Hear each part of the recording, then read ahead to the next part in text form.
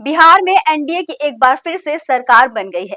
गुरुवार को पटना के गांधी मैदान में नीतीश कुमार के नेतृत्व में नई सरकार का गठन हो गया। पीएम मोदी की मौजूदगी में बिहार की कुर्सी पर नीतीश कुमार विराजमान हो गए। उन्होंने लगातार 10वीं बार मुख्यमंत्री के रूप में शपथ ली। बिहार में नई सरकार तो बन गई है, लेकिन इसके साथ ही जदयू पाले के नेताओं में नाराजगी भी देखने को मिल रही है। बिहार चुनाव का रिपोर्ट कार्ड जारी होने के बाद से ही बिहार की नई सरकार की तस्वीर में ये भी साफ हो गया कि बिहार की कुर्सी पर तो नीतीश कुमार ही विराजमान है, मगर कुर्सी की चाबी भाजपा के बिहार के सुपरमैन सम्राट चौधरी के पास ही रहेगी और इस चाबी को इस्तेमाल करने की पावर केंद्र के पास होगी। नमस्कार, मैं हूं सीमा और आप देख रहे हैं दैनिक भास्कर। हम बात करेंगे बिहार की सत्ता की बागडोर किसके हाथ है, भाजपा के सम्राट चौधरी या जदयू के नीतीश कुमार के पास। मगर उससे पहले देखिए हमारी ये रिपोर्ट। बिहार में एनडीए की सरकार के शपथ ग्रहण के साथ ही बिहार की राजनीति का नया अध्याय भी शुरू हो गया। बिहार की कुर्सी मिलने के बाद भी नीतीश कुमार का युग समाप्ति की ओर बढ़ रहा है। ऐसा हम नहीं कह रहे, खुद जेडीयू के नेता बोल रहे हैं। नीतीश कुमार की पार्टी अन्याय सहन नहीं करेगी। एक जदयू नेता ने कहा, चुनाव तो हम जीत गए लेकिन बंटवारे में ही हार गए। पार्टी के नेता का ये बयान साफ इशारा कर रहा है, नीतीश कुमार को खुश करने के लिए मुख्यमंत्री की कुर्सी तो दे दी गई, लेकिन कुर्सी चलाने की ताकत भाजपा ने अपने पास रख ली।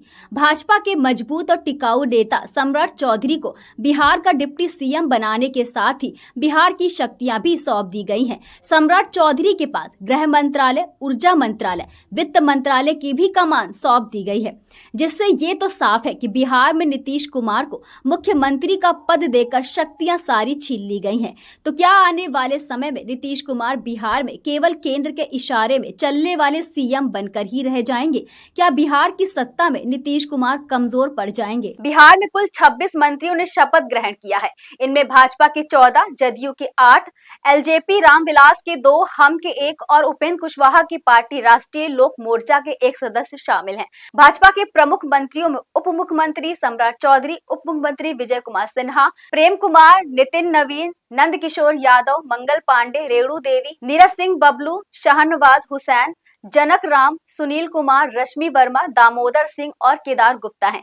वहीं जदयू के मंत्री में विजय कुमार चौधरी, श्रवण कुमार, अशोक चौधरी, लेशी सिंह, विजेंद्र यादव, जयंत राज, मदन सहनी और रत्नेश सदा है। मुख्यमंत्री का पद नीतीश कुमार के पास ही है, लेकिन असली शक्ति भाजपा के नेताओं के पास है।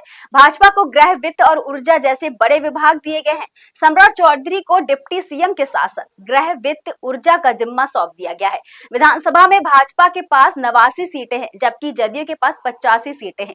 दोनों मिलकर सरकार बना रहे हैं, लेकिन असली वर्चस्व भाजपा का ही है। इस बदलाव के साथ ही बिहार की राजनीति में भाजपा का वर्चस्व स्पष्ट दिखाई दे रहा है। बिहार के इस नए समीकरण को लेकर जदयू में नाराजगी भी है।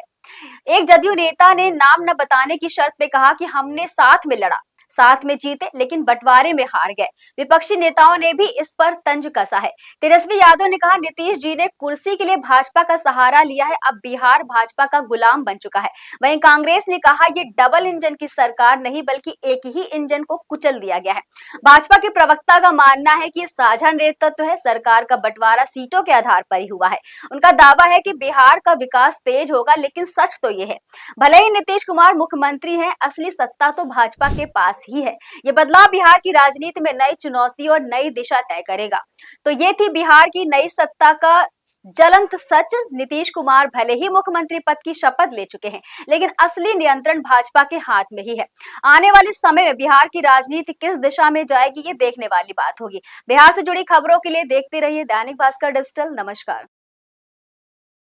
राजनीति हो या क्रिकेट, देश विदेश की ब्रेकिंग हो या आपके मोहल्ले की बड़ी खबर, सब मिलेगा एक ही ऐप में, सबसे तेज और भरोसेमंद। अभी डाउनलोड करें दैनिक भास्कर डिजिटल।